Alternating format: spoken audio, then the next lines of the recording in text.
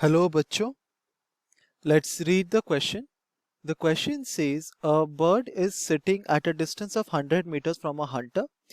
If the bullet leaves the gun horizontally with a velocity 500 meter per second, what will be the vertical deflection of the bullet at the sight of the bird? तो इस question को solve करने के लिए हम जो की concept use करेंगे तो हम यहाँ पर मेंशन कर सकते हैं हमारा जो की कॉन्सेप्ट होगा वो होगा हमारा न्यूटन्स इक्वेशन ऑफ मोशन। तो हम यहाँ पे लिख सकते हैं न्यूटन की जो इक्वेशंस ऑफ मोशन है, तीन इक्वेशंस ऑफ मोशन है, उसको हम यूज करेंगे to find out the required answer.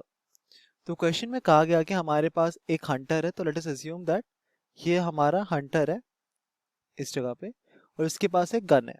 ठीक है, तो इस गन से क्या कर रहा है, वो एक बुलेट फायर करता है और ये बुलेट जो ट्रैवल कर रहा है इसका स्पीड हमको दिया गया है v is equal to 500 metre per second और इस गन के पोजीशन से at a distance of 100 metres हमारा जो प्रे है, जो कि हमारा एक बर्ड यहाँ पर लाई कर रहा है। तो ये है हमारा बर्ड यहाँ पर। तो हमको डिस्टेंस दिया गया है, स्पीड दिया गया है। तो अगर हमारा जो बुलेट है अगर वो 500 मीटर पर सेकेंड की स्पीड से ट्रैवल कर रहा है और distance between the gun and the bird is equal to 100 metres, तो अगर हम अज्यूम करें कि टी हमारा टाइम टेकन है for the bullet to reach the bird, तो ये टाइम टेकन कितना होगा, t is equal to simply 100 by 500 जो कि हो जाएगा 1/5 सेकेंड्स। ठीक है, तो 1/5 सेकेंड्स हमारा इतना टाइम लेता है for the bullet to reach the bird.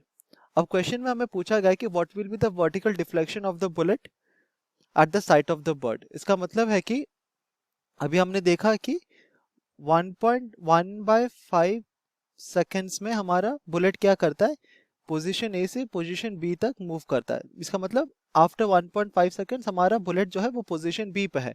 लेकिन हम देखते हैं कि इवन तो हमारा बुलेट जो है वो ऐसे हॉरिजॉन्टली मूव कर रहा है, बट इसके ऊपर क्या होगा, एक वर्टिकल एक्सीलरेशन भी लगेगा। डाउनवर्ड एक्सीलरेशन हम यहाँ पे लिख सकते हैं।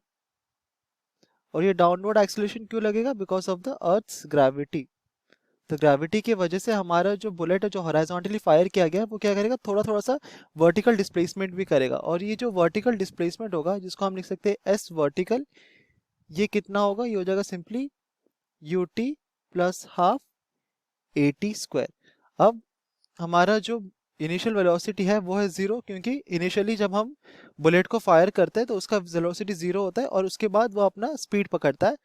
तो हमारा जो टोटल वर्टिकल डिस्प्लेसमेंट होगा, तो अगर हमारा ये बुलेट है ऐसे हमने हॉरिजॉन्टली फायर किया तो वो क्या ऐसे मूव करते करते थोड़ा सा वर्टिकली भी ऐसे नीचे आएगा। ठीक है, तो ये जो वर्टिकल डिस्प्लेसमेंट है हमें वो फाइंड आउट करना है, जिसको हमने रिप्रेजेंट किया है एज एस वर्टिकल। तो ये हो जाएगा 1/2 मल्टीप्लाइड बाय एक्सीलरेशन। इस केस में क्या होगा, acceleration due to gravity, so that is g multiplied by T square. Time हमारा टोटल कितना लिया जा रहा है, 1/5 सेकेंड्स। तो अगर हम कैलकुलेशन के लिए g को ले equal to 10 metre per second square, तो ये हो जाएगा 1/2 मल्टीप्लाइड बाय 10 मल्टीप्लाइड बाय 1/25 और ये होगा हमारा मीटर्स।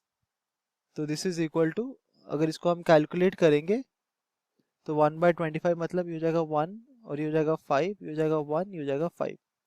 सो 1/5 मीटर जो कि होता है इक्वल टू, सो 1/5 मीटर मतलब इसको हम लिखते हैं 0.2 मीटर। तो ये हो जाएगा हमारा कितना, vertical deflection.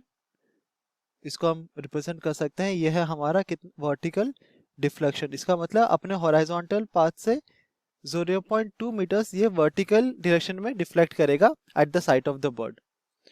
Hope you understood it well, best of luck.